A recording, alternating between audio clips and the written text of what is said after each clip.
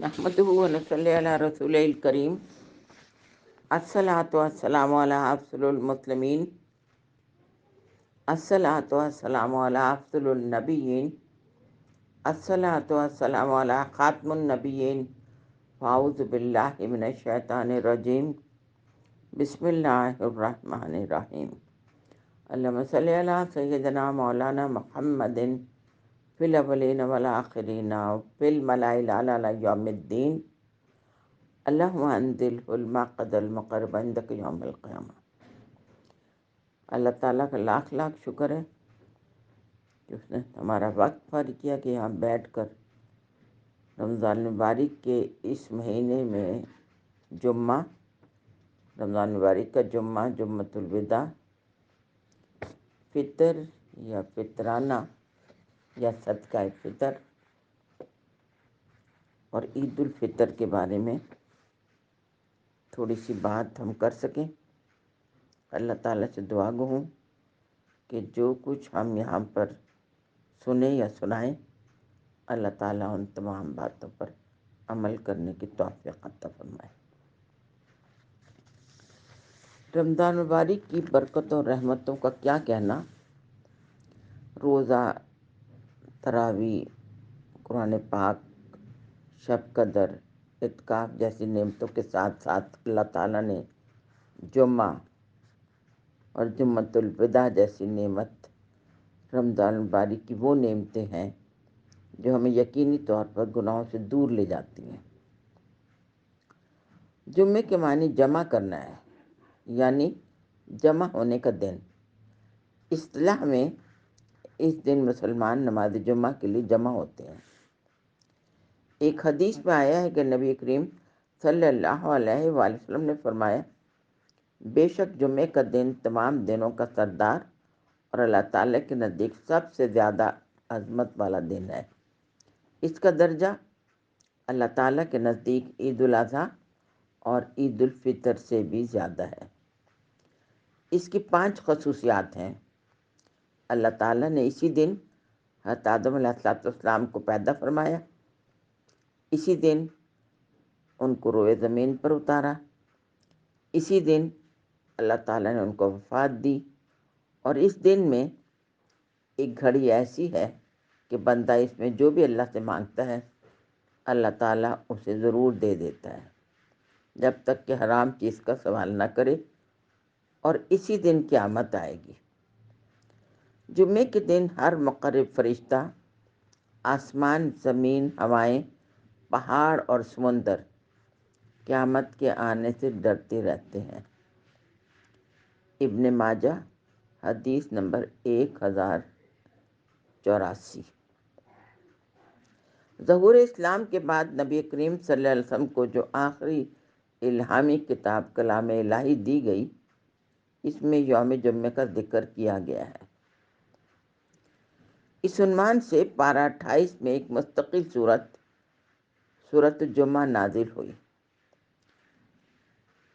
سورۃ جمعہ کا پہلا رکوع فتح خیبر کے بعد قریب ترین زمانے میں نازل ہوا.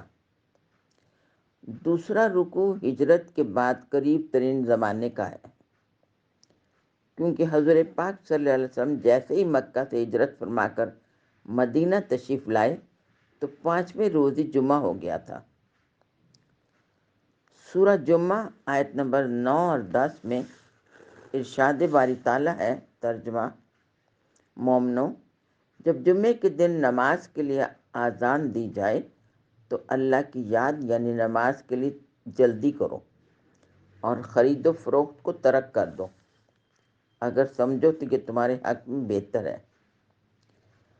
پھر جب نماز پڑھ چکو تو اپنی اپنی راہ لو اور اللہ کا فضل تلاش کرو اور اللہ کو بہت یاد کرتے رہا کرو تاکہ تم نجات پاؤ. نماز جمعہ کی فرضیت ہجرت سے کچھ عرصے قبل ہو چکی تھی، مگر اس وقت اس پر عمل کرنا ممکن نہ تھا. اس لیے آپ صلی اللہ علیہ وآلہ وسلم نے ان لوگوں کو جو پہلے سے مدینہ منورہ جا چکے تھے یہ حکم بھیجا کہ مدینے میں نماز جمعہ قائم کریں. چنانچہ ابتدائی مہاجرین کے سردار حضرت مصعب رضی اللہ تعالیٰ عنہ بن عمیر رضی اللہ تعالیٰ عنہ نے 12 افراد کے ساتھ پہلا جمعہ مدینے میں ادا کیا۔ طبرانی دارالقطنی کی حدیث ہے یہ۔ حضور پاک صلی اللہ علیہ وسلم نے ہجرت کے بعد جس کام کو فوقیت دی وہ اقامت جمعہ تھی۔ آپ صلی اللہ علیہ وسلم پیر کے دن مقام قربہ میں پہنچے تھے اور 4 دن کے بعد جمعہ تھا۔ سالم بن عوف کے مقام پر جمعے کا وقت ہو گیا تھا۔ آپ صلی اللہ علیہ وسلم نے اسی جگہ پر نماز جمعہ ادا فرمائی۔ اس دن کی یاد میں مدینہ منورہ میں ایک مسجد قائم کر دی گئی ہے جو آج بھی مسجد جمعہ کے نام سے موجود ہے۔ جہاں حجاج کرام حج پر جاتے ہیں تو زیارت کے لیے حاضر ہو کر 2 رکعت نماز تحیۃ المسجد کے ادا کرتے ہیں۔ جمعے کے دن دعا کی قبولیت کی گھڑی۔ جمعے میں ایک ساتھ ایسی آتی ہے جس میں جو دعا کی جاتی ہے اللہ تعالیٰ قبول فرماتے ہیں۔ ابن ماجہ، بخاری، مسند احمد، ان تینوں کتابوں میں یہ حدیث موجود ہے۔ رسول پاک صلی اللہ علیہ وآلہ وسلم نے فرمایا جمعہ سید الایام ہے، یعنی تمام دنوں کا سردار، اور اللہ کو ہر دن سے زیادہ پسند ہے۔ اس دن حضرت آدم علیہ السلام کی پیدائش ہوئی، اسی دن انہیں جنت میں داخل کیا گیا، اسی دن انہیں زمین پر اتارا گیا، اسی دن قیامت قائم ہوگی۔ جن اور انس کے سوا زمین پر چلنے والا ہر جانور کان لگائے اس دن کے انتظار میں ہے جو جمعے کے دن واقع ہوگی، یعنی قیامت۔ احمد، اصحاب السنن و صحیح نودی کی حدیث ہے یہ۔ حضرت عبداللہ بن عباس رضی اللہ تعالیٰ عنہ سے روایت ہے کہ میں نے نبی کریم صلی اللہ علیہ وآلہ وسلم کو فرماتے سنا ہے کہ روشن رات اور روشن دن، یعنی جمعے کی رات اور جمعے کے دن اپنے نبی پر کثرت سے درود پڑھا کرو۔ بحیقی کی حدیث ہے یہ۔ نمبر 2، حضرت ابو امامہ رضی اللہ عنہ سے روایت ہے کہ نبی کریم صلی اللہ علیہ وآلہ وسلم نے فرمایا ہر جمعے کے دن مجھ پر کثرت سے درود بھیجا کرو۔ ابی داؤد، نسائی، ابن ماجہ، ابن حبان۔ نمبر 3، آپ صلی اللہ علیہ وآلہ وسلم نے فرمایا جو شخص جمعے کے دن عصر کی نماز کے بعد مجھ پر 80 بار درود شریف پڑھے گا، اللہ تعالیٰ اس کے 80 برس کے گناہ معاف فرما دیں گے۔ القول البدی، صفحہ 399، دار الیسر۔ نمبر 4، حضرت حسن بصری رضی اللہ تعالیٰ نے حضرت ابو ہریرہ رضی اللہ تعالیٰ سے روایت کیا ہے کہ رسول پاک صلی اللہ علیہ وآلہ وسلم نے فرمایا کہ جمعے میں جس نے سورۃ یاسین، سورۃ صاد، حامیم اور سورۃ دخان پڑھی تو جب وہ صبح بیدار ہوتا ہے تو اس کی مغفرت ہو چکی ہوتی ہے۔ ترمذی، الخرج البحیقی فی شعب الایمان۔ رمضان المبارک کے تیسرے جمعے کا وظیفہ۔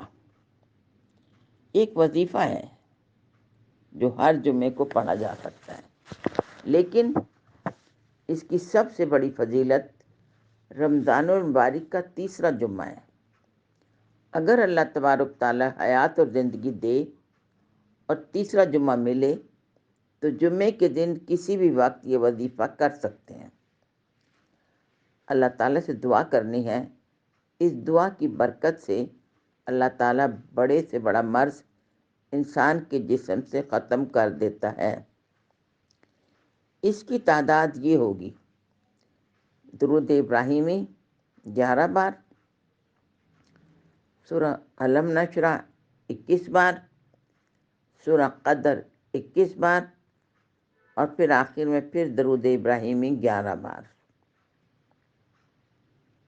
پھر سے بتاتی ہوں، غور سے سن لیجیے۔ درود ابراہیمی 11 بار، یعنی اول آخر 11 بار درود ابراہیمی ہے، اور درمیان میں 21 بار، پہلے 21 بار سورہ علم نشرہ اور پھر 21 بار سورہ قدر ہے۔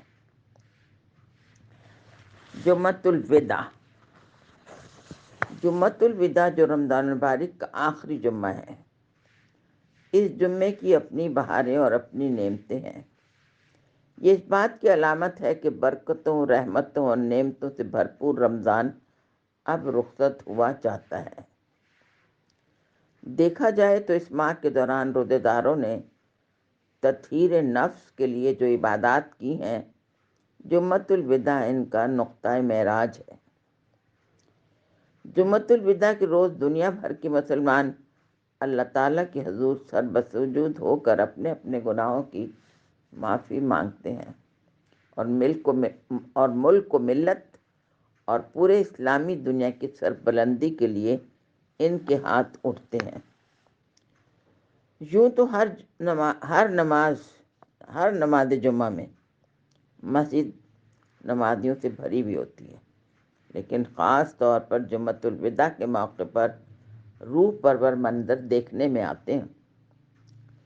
جمعۃ الوداع کے دن مسلمان اس بات کے لیے بھی دعا گو ہوتے ہیں کہ ہمیں ماہ رمضان، اس ماہ مبارک میں جس عبادت، ریاضت، نظم و ضبط اور بری عادات سے پرہیز کا مظاہرہ دیکھنے میں آیا ہے، اللہ تعالیٰ اسے ہماری زندگیوں میں جاری اور ساری کر دے۔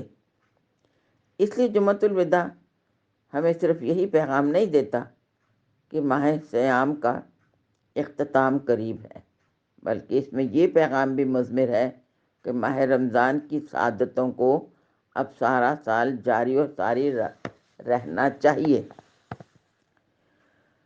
ہمیں اس دن یہ خیال رکھنا ہے کہ یہ دن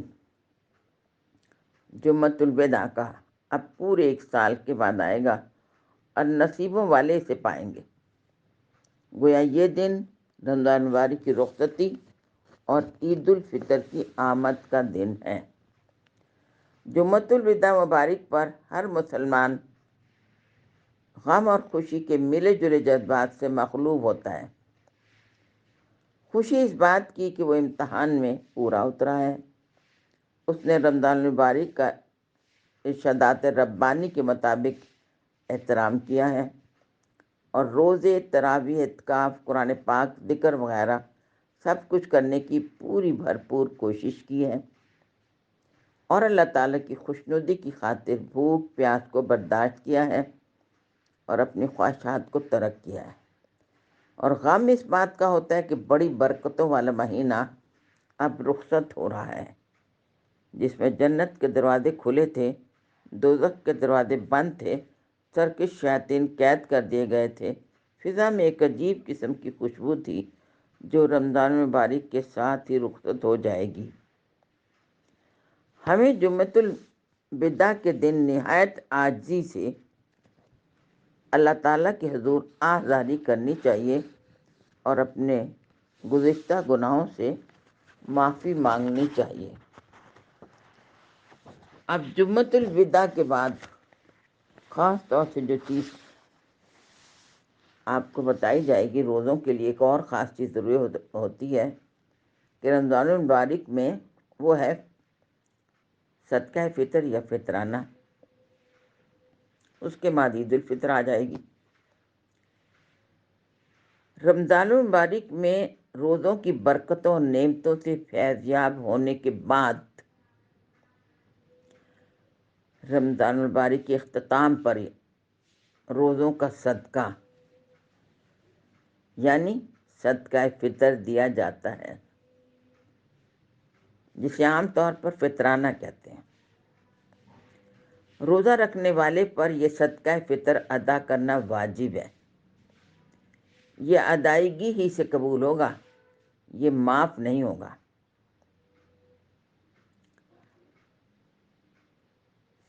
فطرانہ کیوں دیا جاتا ہے؟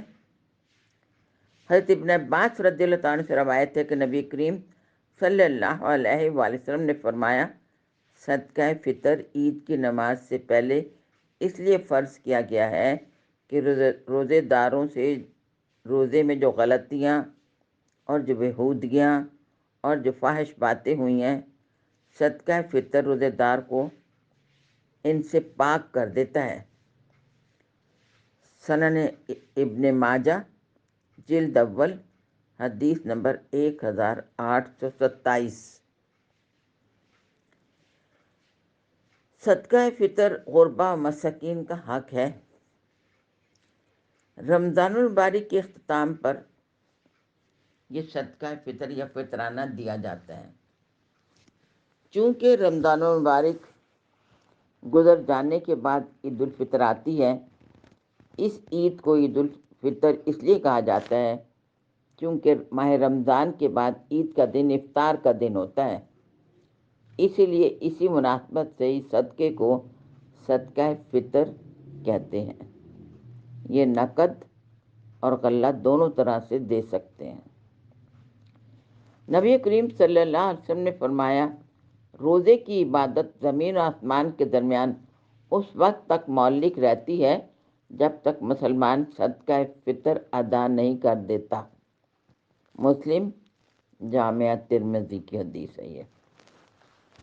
حضور پاک صلی اللہ علیہ وسلم نے فرمایا، صدقہ فطر سے نادار حاجت مندوں کو کھانا مل جاتا ہے۔ فطر کے لغوی معنی روزہ کھولنے کے ہیں، تو صدقہ فطر کا مفہوم ہوا روزہ کھولنے کا صدقہ۔ شرعی اسلام میں صدقہ فطر سے مراد وہ واجب صدقہ ہے جو رمضان کے اختتام پر دیا جاتا ہے۔ رمضان المبارک کی فرضیت کے ساتھ ہی آپ صلی اللہ علیہ وسلم نے صدقہ فطر کی ادائیگی کا حکم دیا۔ اب صدقہ فطر کا وجوب، یعنی کس کس کو دیا جائے صدقہ فطر۔ صدقہ فطر ہر مسلمان مرد، عورت، کس کس پر یہ واجب ہے۔ وجوب کس کس پر واجب ہے، صدقہ فطر کس کس پر واجب ہے۔ اب سن لیجئے کس کس پر یہ واجب ہے اور کون کون اس سے بری ذمہ ہے۔ صدقہ فطر ہر مسلمان مرد یا عورت، بالغ و نابالغ، آزاد اور غلام، سب پر واجب ہے۔ نبی کریم صلی اللہ علیہ وسلم نے ایک منادی بھیج کر گلی کوچوں میں یہ اعلان کروایا، آگاہ رہو، صدقہ فطر ہر مسلمان، آزاد، غلام، چھوٹے بڑے، سب پر واجب ہے۔ ترمذی شریف کی حدیث ہے یہ۔ صدقہ فطر کی مقدار،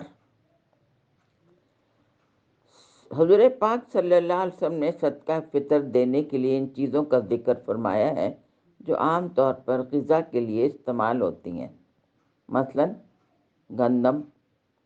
گندم، جو، کھجور، کشمش وغیرہ۔ حضرت ابو سعید خدری رضی اللہ تعالیٰ عنہ کی روایت میں 1 صاع کشمش اور پنیر کا ذکر ہے۔ اب صاع کیا ہے؟ حضور پاک صلی اللہ علیہ وسلم کے دور میں گندم، جو وغیرہ تولنے کے بجائے ناپ کر فروخت کیے جاتے تھے، ناپ کر۔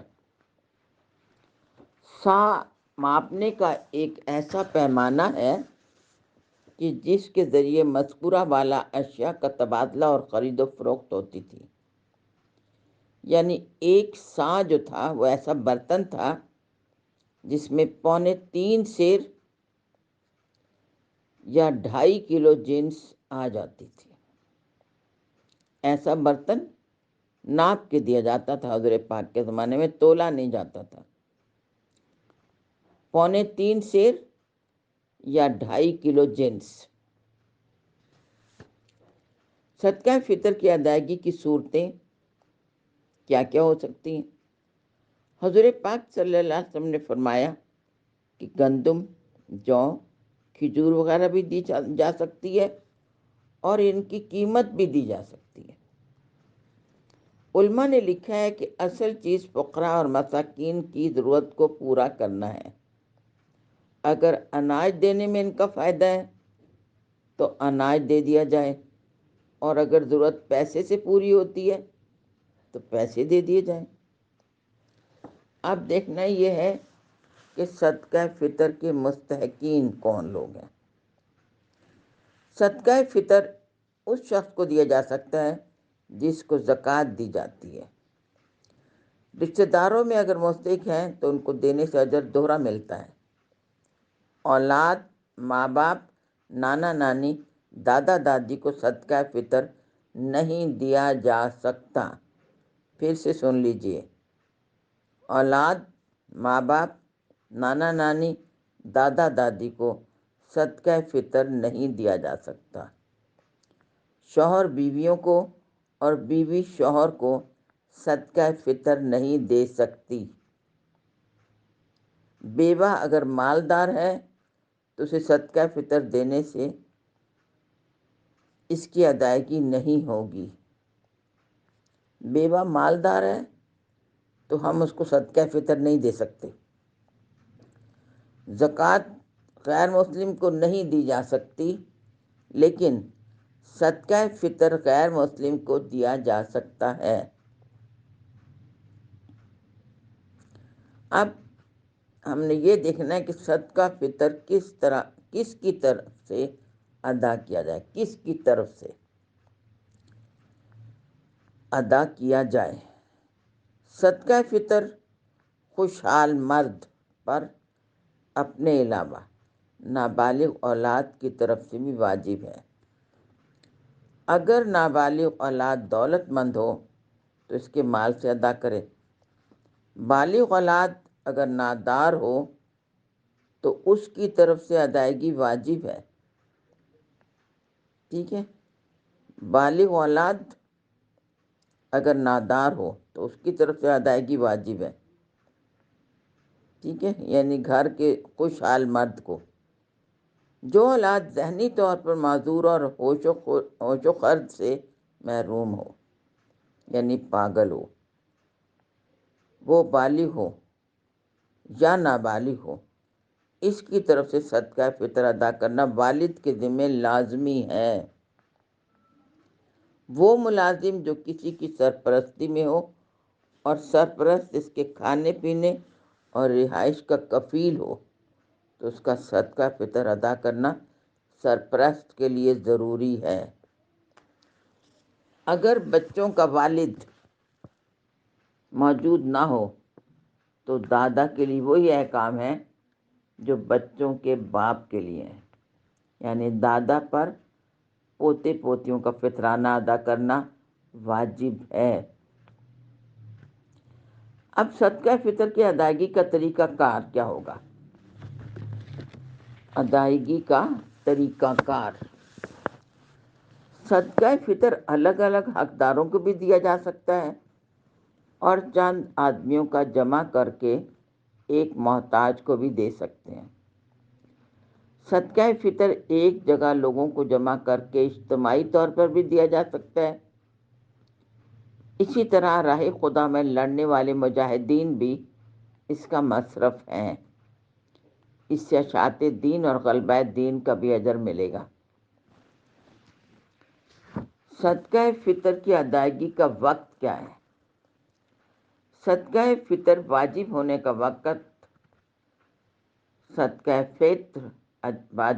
کا وقت عید کا دن طلوع فجر ہے۔ یہ رمضان کے آخری دن غروب آفتاب سے شروع ہوتا ہے اور یہ عید کی نماز سے پہلے ادا کرنا ضروری ہوتا ہے۔ جو صدقہ فطر عید کی نماز سے پہلے ادا کرے گا اس کا فطرانہ قبول ہو جائے گا، اور جو عید کی نماز کے بعد ادا کرے گا تو اس کا یہ مال بھی قبول ہوگا، لیکن اسے عام صدقہ و خیرات کا ثواب ملے گا۔ ابن ماجہ، ابو داؤد، ان ابن عباس رضی اللہ تعالیٰ عنہ۔ حضرت ابن عمر رضی اللہ تعالیٰ سے مروی ہے کہ نبی کریم صلی اللہ علیہ وسلم نے صدقہ فطر عیدگاہ جانے سے پہلے ادا فرمایا ہے۔ بخاری شریف کی حدیث۔ صدقہ فطر کی ادائیگی کا مقصد چونکہ غربا و مساکین کو عید کی خوشیوں میں شریک کرنا ہے، اس لیے اس کی ادائیگی عید الفطر سے 1 یا 2 یا اس سے بھی پہلے کر دی جائے تو یہ بھی جائز ہے، تاکہ نادار لوگ اس سے عید کی ضروریات کو پورا کر سکیں۔ رمضان المبارک میں کسی وجہ سے روزہ نہ رکھنے والے پر بھی صدقہ فطر واجب ہے۔ بہتر ہے کہ صدقہ فطر قریب کے محتاجوں کو دیا جائے، لیکن اگر کوئی شدید اور معقول ضرورت مند دور رہتا ہے تو اس کو بھی یہ رقم بھیجوائی جا سکتی ہے۔ صبح صادق کے وقت بچہ پیدا ہوا یا غریب کے پاس مال آ گیا تو اس پر بھی صدقہ فطر واجب ہوگا۔ صبح صادق سے پہلے مرنے والے کا صدقہ فطر ادا کرنا واجب نہیں ہے۔ کوئی شخص عید سے پہلے صدقہ فطر نہ دے سکا تو معاف نہ ہوگا، بعد میں دے دیا جائے، لیکن ثواب عام صدقے کا ہوگا، صدقہ فطر کا نہیں ہوگا۔ فطرانے کا ثواب نہیں ہوگا بلکہ عام صدقے کا ثواب ہوگا۔ صدقہ فطر ادا کرنے میں سستی کی، مال ضائع ہو گیا، تب بھی صدقہ فطر معاف نہیں ہوگا، جبکہ مال چوری ہونے کی صورت میں زکوٰۃ معاف ہو جاتی ہے۔ ہمیں چاہیے کہ ہم عید منانے سے قبل اپنے نادار بھائیوں کو بھی عید کی خوشیوں میں شریک کر لیں۔ عید الفطر کا دن محبت اور خوشی کا دن ہوتا ہے۔ اللہ تعالیٰ کا لاکھ لاکھ شکر ہوتا ہے کہ اس نے ہمیں شکر ہے اللہ کا لاکھ لاکھ کہ اس نے ہمیں مسلمان کے گھر میں پیدا فرمایا، ہمیں دین اسلام سے آگاہی بخشی۔ روزے داروں کی کوششوں کو اللہ تعالیٰ رحمت خاص سے نوازتا ہے۔ قرآن پاک کو پڑھنے والوں کی خوشیوں میں ایک اور اضافہ عید الفطر کے دن ہوتا ہے۔ ہر قوم کے لیے عید کا ایک دن ہوتا ہے، اور آج یعنی اختتام رمضان پر مسلمانوں کے لیے عید کا دن ہوتا ہے۔ عید الفطر کا مطلب افطار کا دن یا محبت اور خوشی کا دن۔ حدیث پاک میں ہے، نبی کریم صلی اللہ علیہ وسلم نے فرمایا، ہر قوم کے لیے عید اور خوشی کے دن ہیں، اور آج یعنی اختتام رمضان پر ہماری عید کا دن ہے۔ قرآن پاک کو پانے والوں کی خوشیوں میں ایک اور زبردست اضافہ عید الفطر کا دن ہوتا ہے۔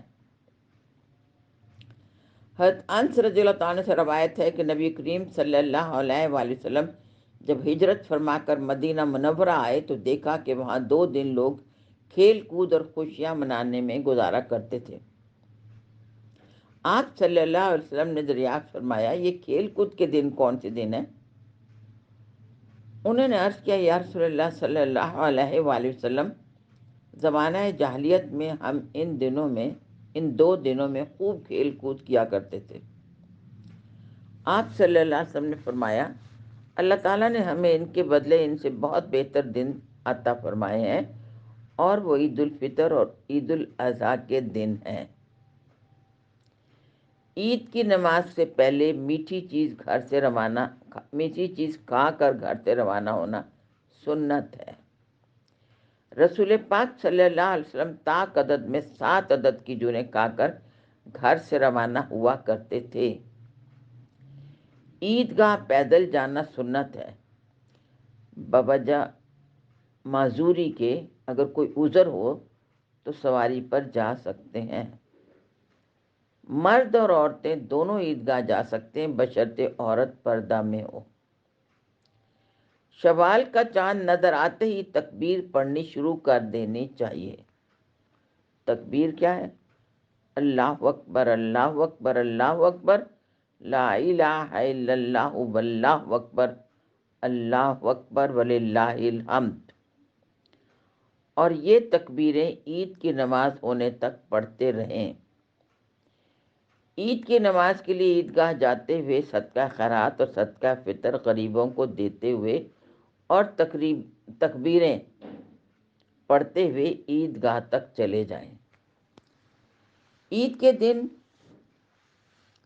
حضور پاک صلی اللہ علیہ وسلم اس دعا کو پڑھا کرتے تھے۔ ترجمہ: اے اللہ، ہم تجھ سے پاک صاف زندگی اور ایسی موت طلب کرتے ہیں جس میں ہمارا لوٹنا رسوائی اور ذلت کا لوٹنا نہ ہو۔ اے اللہ، ہمیں اچانک ہلاک نہ کرنا، نہ اچانک پکڑنا، اور نہ ایسا کرنا کہ ہم حق ادا کرنے اور وصیت کرنے سے رہ جائیں۔ اے اللہ، ہم حرام سے اور دوسروں سے سوال کرنے کی ذلت سے تجھ سے پناہ مانگتے ہیں۔ اے اللہ، ہم تجھ سے پاکیزہ زندگی، نفس کا غنی ہونا، بقائے ہدایت اور کامیابی کی دعا کرتے ہیں۔ اے اللہ، ہم تجھ سے دین و دنیا کی بہتری طلب کرتے ہیں۔ اے ہمارے رب، ہم شک و شبہات اور آپس میں نفاق، ریا، بناوٹ کے عمل سے پناہ مانگتے ہیں۔ اے دلوں کے پھیرنے والے، ہمارے دلوں کو ہدایت کی طرف پھیر دے اور اپنی طرف سے ہم پر خاص رحمت نازل فرما۔ بے شک تو سب کچھ دینے والا ہے، بے شک تو ہی سب کچھ دینے والا ہے۔ حضرت مالک بن انس رضی اللہ تعالیٰ فرماتے ہیں کہ مومن کی 5 عیدیں ہیں۔ نمبر 1، جس دن مومن سے کوئی گناہ سرزد نہ ہو وہ عید کا دن ہے۔ نمبر 2، جس دن خاتمہ بخیر ہو وہ عید کا دن ہے۔ جس دن پل صراط کو سلامتی سے پار کر لے گا وہ عید کا دن ہے۔ جس دن دوزخ سے بچ کر جنت میں داخل ہو جائے گا وہ عید کا دن ہے۔ جس دن مسلمان اپنے رب کی رضا کو پا کر دیدار الہی سے اپنی آنکھیں روشن کریں گے وہ ان کی سب سے بڑی عید کا دن ہوگا۔ اللہ تعالی ہم سب کو وہ دن دیکھنا نصیب کرے۔ وآخر دعوانا ان الحمد للہ رب العالمین، صلی اللہ تعالی علی حبیبہ محمد وآلہ وسلم۔